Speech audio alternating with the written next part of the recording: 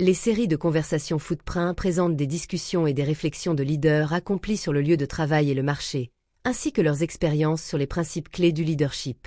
En tant que croyants, nous sommes censés mettre en pratique ces principes bibliques de leadership sur notre lieu de travail et sur le marché pour nous aider à remplir notre vocation.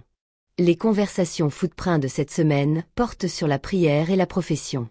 Beaucoup de croyants considèrent la prière comme sacrée et la vie professionnelle comme séculière, et par conséquent les différencient. En agissant ainsi, nous nous privons de nombreuses valeurs que la prière pourrait apporter à notre carrière professionnelle. J'ai l'honneur distinct de recevoir 2 leaders extraordinaires, la première dame Esther et l'honorable Daniel, qui ont une vaste expérience sur ce sujet.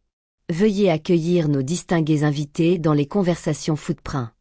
Merci de nous avoir invités. Nous sommes vraiment honorés de prendre part à cette conversation.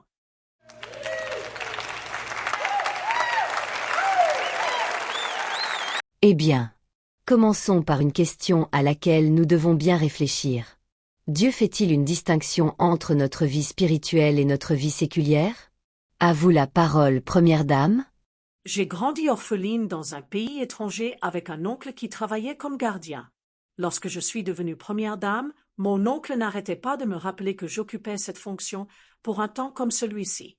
Si le Seigneur m'a placé dans ce poste, alors il le considère comme un appel sacré et il n'y avait rien de séculier dans cette fonction.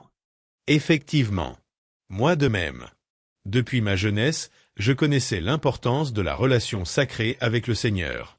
Même lorsque je suis entré dans la vie publique comme gouverneur et administrateur, je considérais ces postes comme faisant partie du sacré, car c'est le Seigneur qui m'y avait placé pour accomplir un but.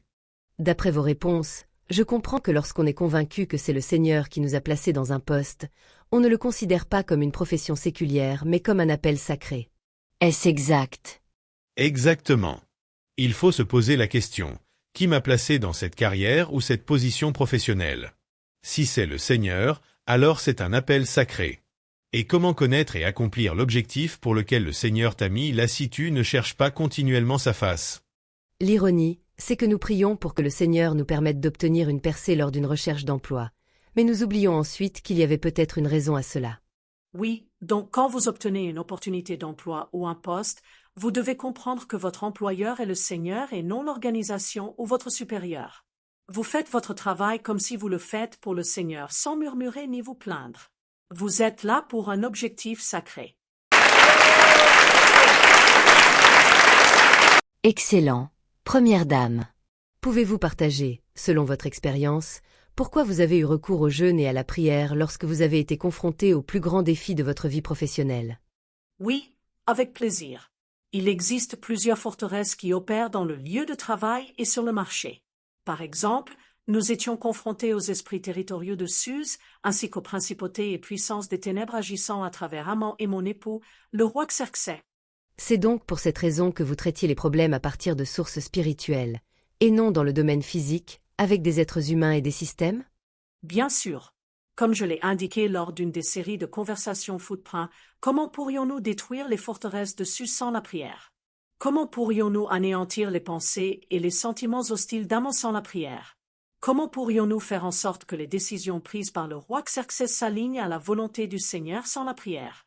C'est pourquoi j'ai décrété 3 jours de jeûne et de prière. C'est impressionnant.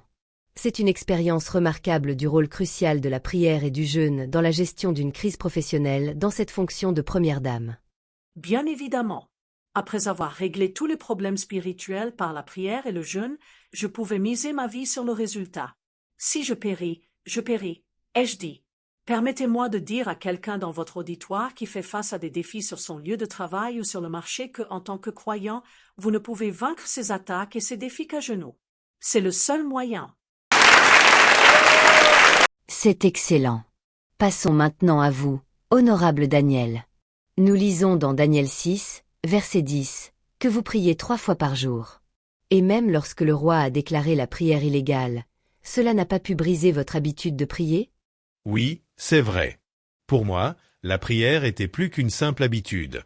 C'était une nécessité. La prière était mon travail professionnel et mon travail professionnel était la prière. Je n'ai jamais exercé une activité professionnelle, pris une décision ou apporté une solution sans prier.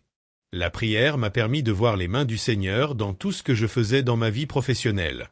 Elle m'a également facilité la tâche grâce au conseil et à l'aide du Seigneur. C'est exemplaire. La plupart d'entre nous se précipitent au travail sans même un moment de recueillement. Nous nous noyons dans nos plannings chargés sans prier une seule fois. Vous étiez constant, proactif et engagé dans la prière malgré une vie professionnelle occupée. Quel était votre secret? Ce n'était pas un secret. Je profitais simplement de l'honneur et du privilège que le Seigneur accorde à tout croyant. J'ai fait de cette invitation une partie essentielle de ma vie professionnelle. Merci de vous mettre à notre niveau et de nous aider à comprendre cette invitation privilégiée. Le Seigneur qui donne la sagesse, la connaissance et l'intelligence. Le Seigneur qui mesure les eaux dans le creux de ses mains. Le Seigneur qui appelle à l'existence les choses qui ne sont pas comme si elles existaient déjà. Le Seigneur qui connaît la fin depuis le commencement. Le Seigneur qui a des desseins que personne ne peut annuler. Je pourrais continuer encore et encore. Ce Dieu puissant vous a donné l'occasion de l'invoquer et il vous répondra. Et vous prenez cette opportunité à la légère? Il vous a invité et vous a donné accès à sa présence. Un privilège et un honneur qui dépassent toute invitation d'un président, d'un directeur général, d'un roi ou d'une reine, et vous le traitez à la légère? C'est très édifiant. Honorable. Nous sommes toujours débordés et occupés par nos emplois du temps chargés, que nous soyons médecins, comptables, charpentiers, avocats, etc. Comment pouvons-nous profiter de cette invitation privilégiée, alors que nous sommes déjà très occupés? Commencez dès maintenant. Donnez-lui des priorités et réservez-lui du temps. Cela ne doit pas être considéré comme une tâche avec une liste de contrôle. Considérez-la comme un privilège et un honneur de la part de celui qui est plus grand que tous les présidents de ce monde. C'est une invitation à être en sa présence, à passer du temps avec lui et à rechercher son aide. Je vous le promets. Si vous acceptez cette invitation, la frustration, le stress et l'épuisement auxquels vous êtes confrontés sur votre lieu de travail et sur votre marché prendront fin. Vous ne perdrez pas votre temps à faire des choses improductives, stériles et infructueuses si vous vous laissez guider par le Seigneur. Vous ne prendrez pas de mauvaises décisions sur le plan professionnel et commercial si vous vous faites guider par le Seigneur.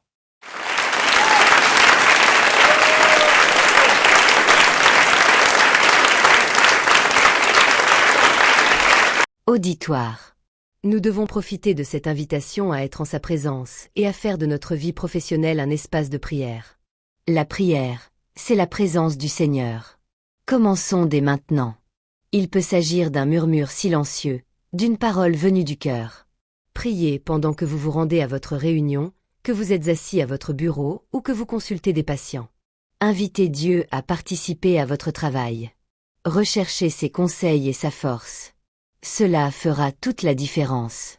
Madame la Première Dame et honorable, nous nous réjouissons de vous recevoir la semaine prochaine pour nous aider à trouver des solutions sur notre lieu de travail et sur notre marché en tant que croyants. Veuillez leur témoigner notre reconnaissance.